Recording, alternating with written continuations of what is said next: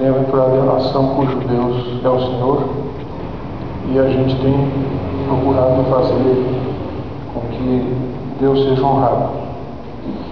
E como eu sei que tem muita gente do meio evangélico que vai disputar a eleição para vereador, eu queria compartilhar um pensamento aqui com vocês. Existem 3 poderes constituídos no nosso país, dentro da estrutura político-administrativa do Brasil: legislativo, executivo e judiciário. O executivo só pode executar o que a lei autoriza. Se não tiver uma lei dizendo que pode fazer, o poder executivo não pode fazer. É diferente do cidadão comum. O cidadão comum pode fazer qualquer coisa que a lei não proíba, mas o poder executivo só pode fazer aquilo que a lei autoriza. O judiciário julga de acordo com a letra da lei. Então, o poder executivo e o poder judiciário só podem exercer as suas funções em função da lei. Quem é que produz as leis? É o poder legislativo. Então eu queria dizer para vocês o seguinte: o poder legislativo é o mais importante dos 3.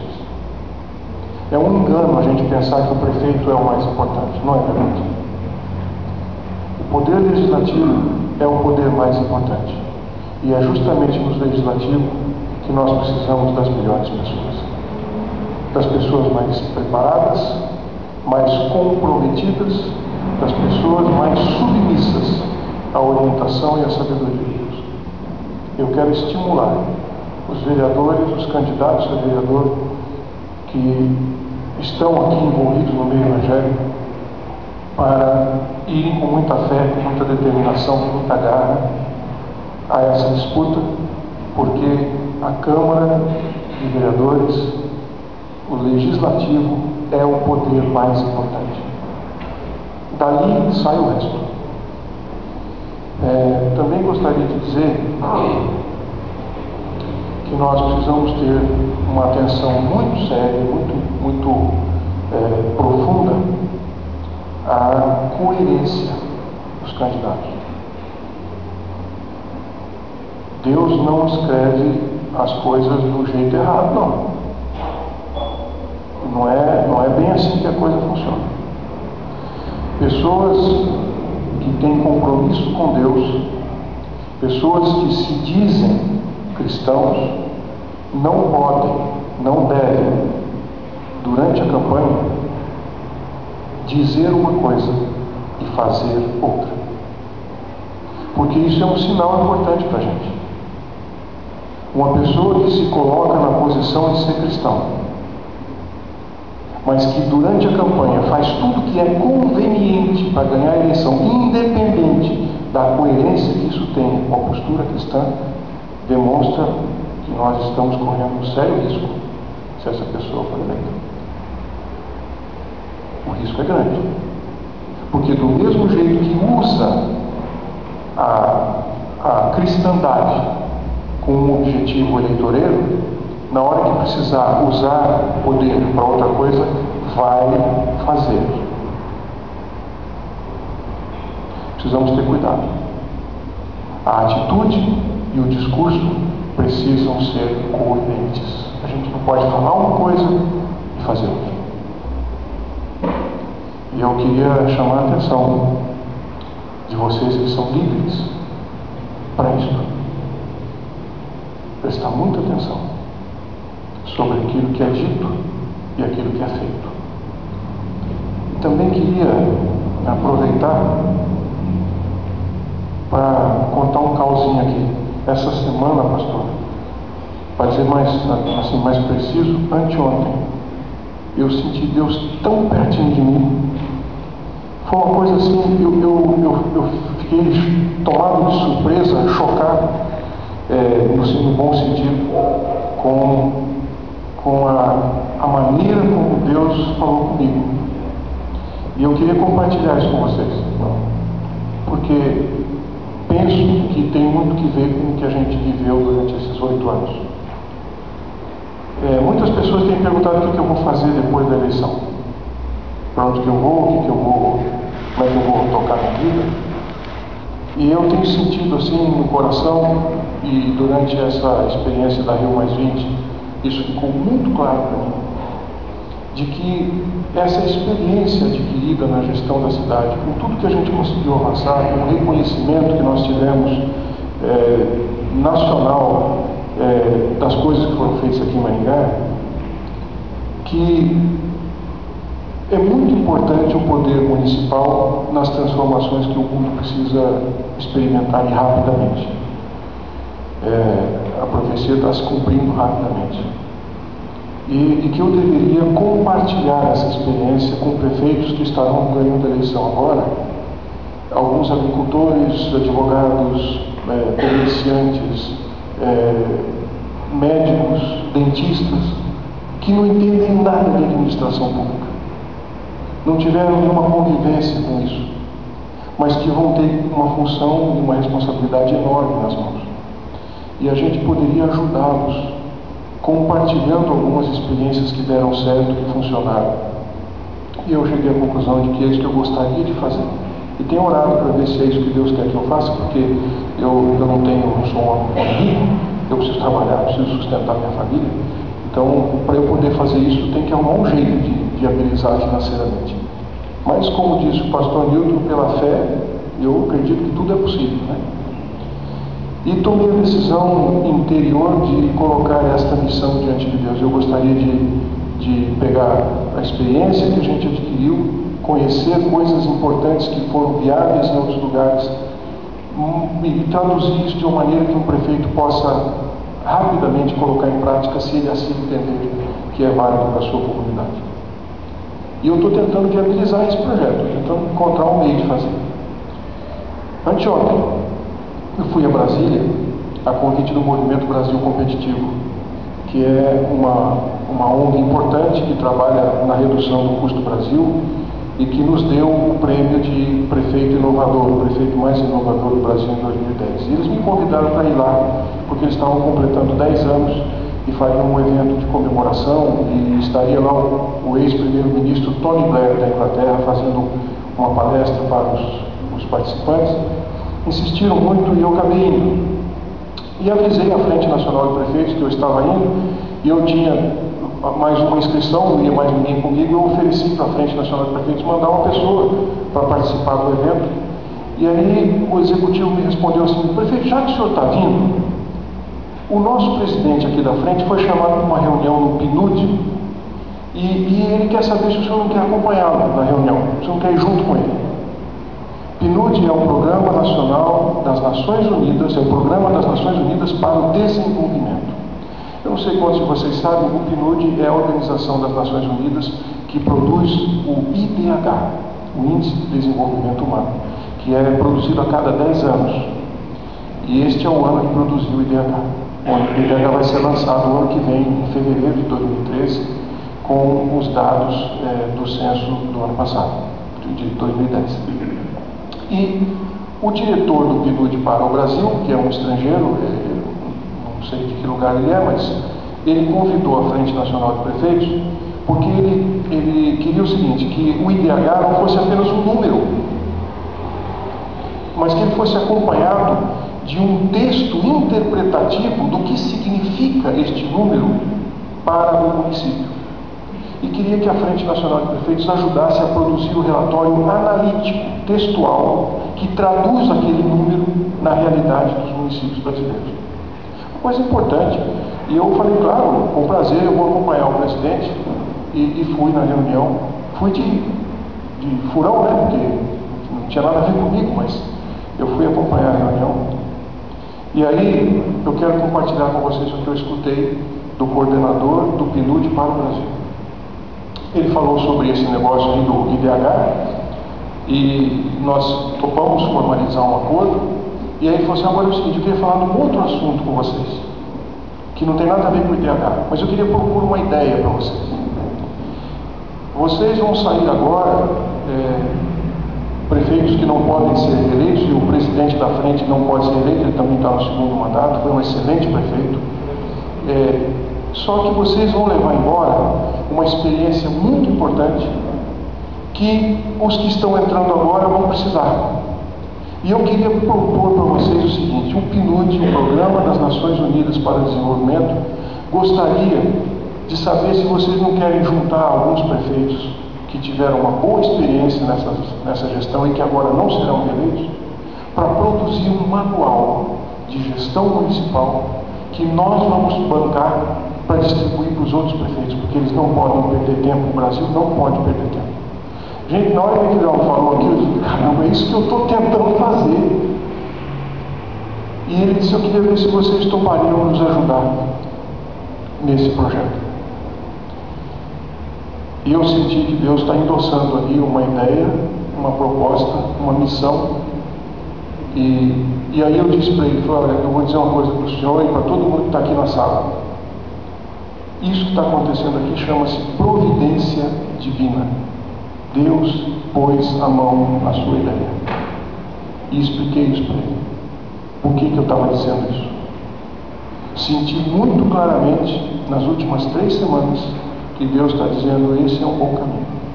Compartilhe o que você aprendeu para que pessoas possam também, na sua missão, fazer o melhor. Só que isso, gente, vai exigir sintonia, vai exigir coerência, vai exigir pessoas que não estão ali para fazer o seu desejo, para cumprir com o compromisso das suas ambições, mas estão ali para servir e que terão humildade suficiente para receber a ideia de outros e colocar em prática. Tem gente que não vai aceitar fazer isso não. Ele que manda, ele que sabe tudo e não... Tá bom, não tem problema. Se alguns prefeitos aceitarem com humildade isso, eu penso que já vai ser um benefício fantástico para milhares, talvez milhões de pessoas. Então, eu estou visualizando uma coisa e acreditando, e eu queria dizer, pastor Newton, eu tenho fé. Eu tenho fé. E fé, no meu dicionário, é acreditar naquilo que você não pode ver. E o prêmio daqueles que têm fé é ver aquilo que você acreditou. E eu estou começando a ver aquilo que eu estou achando que vai acontecer. E é o prêmio da fé.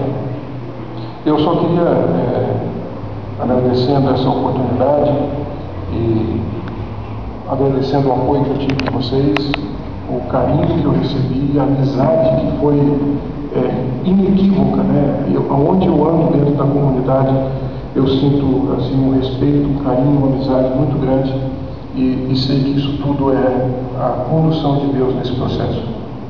Mas eu sinto a necessidade de fazer um comentário que eu faria mesmo que os candidatos estivessem todos aqui hoje, que é o seguinte: dentro desse conceito da disputa do processo democrático, é perfeitamente razoável a gente perder uma eleição no voto. Perfeitamente razoável. O povo tem o direito de analisar, avaliar e decidir: gostei, quero continuar; não gostei, quero mudar. Coisa perfeitamente razoável. Mas é razoável perder no voto. Eu estou com um documento aqui, eu vou deixar até o pastor Nilson, para não dizer que a gente está inventando coisa. Isso aqui é o registro do Tribunal Regional Eleitoral do recurso feito pela coligação. Não tem por que eu esconder isso, né? Está escrito aqui, marcadinho aqui, pela coligação Maringá de toda a nossa gente, pela impugnação do Roberto Coutinho. E eu quero dizer isso para vocês, porque vocês foram parceiros da gente, vocês merecem saber. Quando se fala da impugnação de um candidato, as pessoas pensam imediatamente que ele fez alguma coisa errada. Que é a primeira coisa que passa na cabeça das pessoas.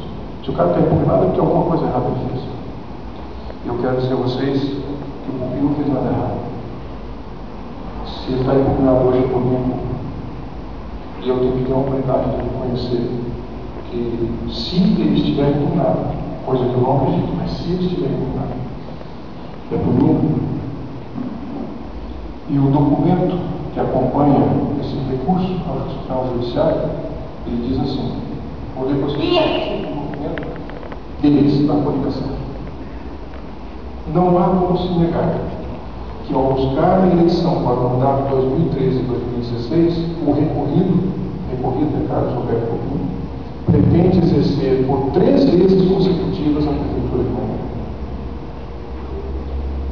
E ele pede, então, que seja reformada a sentença do juiz local, que não deferiu a acusação, por entender que o Carlos Roberto Coutinho nunca disputou a Prefeitura de Maringá, portanto, não pode estar sendo condenado pela 3ª vez, está disputando a Prefeitura, porque ele nunca disputou a Maringá. Ele está pedindo que seja reformado o mérito da sentença e declarada a inelegibilidade do recorrido e o indeferimento da sua candidatura. A essência da discussão é a seguinte: em 2008, dentro do período que antecede as eleições de 6 meses, eu fui ao Japão, a convite do governo japonês, para a comemoração do centenário da imigração. Os japoneses comemoraram o dia do centenário da imigração quando o navio caçado-humano saiu de Porto. Então, a comemoração foi feita no Porto de Porto, com a presença do príncipe herdeiro, no dia da saída do navio. E nós comemoramos o centenário no dia que o navio chegou a Santos, que é um mês e pouco depois. Então, do dia 19 de abril ao dia 30 de abril de 2008, eu aceitei o convite do governo japonês para participar das comemorações lá no Japão. Porque nesta data, o príncipe herdeiro já tinha aceito o meu convite para vir a Maringá inaugurar o Japão. Já estava na agenda do príncipe herdeiro. E não foi fácil conseguir isso. Foi uma mobilização muito intensa, com embaixadores, com a diplomacia brasileira, para que ele não viesse apenas até Londrina, mas que ele viesse até Maringá, porque aqui nós estávamos construindo o maior monumento de homenagem à imigração japonesa do Brasil, que é o Parque do Japão, está feito, está funcionando. E o príncipe aceitou o convite. E, em deferência, me convidou para ir lá. Eu fui. Mas eu queria dizer a vocês o seguinte: eu fui como prefeito. Eu estava lá na solenidade na condição de prefeito. E enquanto eu estava lá, na condição de prefeito, Carlos Roberto Coutinho exerceu as funções aqui durante esse período. E a alegação é de que, por ter exercido por 11 dias a função do exercício do cargo, depois, nesta gestão, quando eu me licenciei, aí eu não recebi, não era prefeito, não tive salário, eu me afastei para acompanhar o mais índio. Ele também exerceu no período pré-eleitoral, ele estaria disputando agora o 3º mandato do prefeito. Ora, vocês sabem, todas as pessoas dessa cidade sabem, que o Roberto nunca disputou um cargo de prefeito em Maringá, primeira vez. A lei diz que se ele exerceu a função em substituição, está escrito isso na lei com toda clareza, em substituição ou em sucessão, então ele fica inelegível. Eu quero dizer a vocês o seguinte: o Carlos Roberto Coutinho me substituiu este ano, quando eu saí para a mais 20, porque naquele período eu não fui prefeito. Eu não recebi salário de prefeito, eu não exerci a função de prefeito. Então ele efetivamente foi prefeito mesmo. Mas em 2008, ele apenas exerceu a função sem que eu tivesse aberto mão do cargo de prefeito. Eu fui ao Japão como prefeito. Recebi meu salário como prefeito. Portanto, ele não me substituiu e ele não me sucedeu. Quando o Jair Gelotto renunciou, alguém o substituiu. Quando o nosso prefeito Zé Cláudio morreu, alguém o sucedeu. Mas o vice existe para exercer a função do impedimento do prefeito. E em 2008, Roberto Coutinho não me sucedeu e não me substituiu. Ele exerceu a função enquanto eu, como prefeito, estava cumprindo obrigações do exterior. Isso está pacificado no Supremo Tribunal Federal. Pacificado. Não há discussão do Supremo Tribunal Federal sobre o direito constitucional de disputar a eleição, que ele nunca disputou ainda. Então, quando se diz que ele está impugnado e se faz todo o trabalho de telemarketing, talvez alguns de vocês já tenham ouvido isso, recebeu um telefonema perguntando quem ia votar, e se você tivesse apertado por mim, ele diz, mas esse candidato está impugnado, não sei o quê, pode ser que não consiga assumir, mesmo assim você continua votando. Isso não é pesquisa, isso é telemarketing. Alguém está bancando isso, alguém está pagando essa conta. Então, o que eu quero só dizer para vocês é o seguinte, gente: perder a eleição do voto é justo. Podemos perder. Tem um problema. O povo vai julgar, vai analisar e vai decidir. Agora, deste jeito, não. Isto não é coerente, isto não é razoável, isto é querer construir uma coisa que não existe com um outro propósito. E eu quero chamar a atenção de vocês para isso. Por favor, considerem, e se as pessoas tiverem dúvida a respeito desse assunto, eu só gostaria de esclarecer. O Pinto fez nada errado. Se alguém fez alguma coisa errada, fui eu, porque aceito o convite do governo japonês e ter ido até o Japão participar do relacionamento. Só eu tenho responsabilidade. Descontava isso, tudo certo com o governo. Então, eu agradeço a oportunidade, vocês são líderes, muita gente me perguntar sobre esse assunto, muita gente tem dúvida a respeito desse assunto, e é importante apenas que se saiba, né? Afinal de contas, do que é que nós estamos falando. Nós estamos falando disso, de um argumento, de uma estratégia, para fazer as pessoas pensarem que alguma coisa de errado existe, quanto não é verdade. Obrigado pela oportunidade de esclarecer. Vamos continuar trabalhando. Os candidatos a vereador que sejam abençoados por Deus, os candidatos a prefeito também, que Deus possa colocar sua mão sobre isso, porque foi muito bom para a humanidade ver Deus dirigir a cidade. Foi muito bom para a humanidade. E pode ser muito bom se nós tivermos um prefeito cristão, seja ele que for, e que tenha coerência entre o seu discurso e as suas ações. Ele pode falar uma coisa e fazer outra, porque isso não é um bom indicativo e pode não ser bom.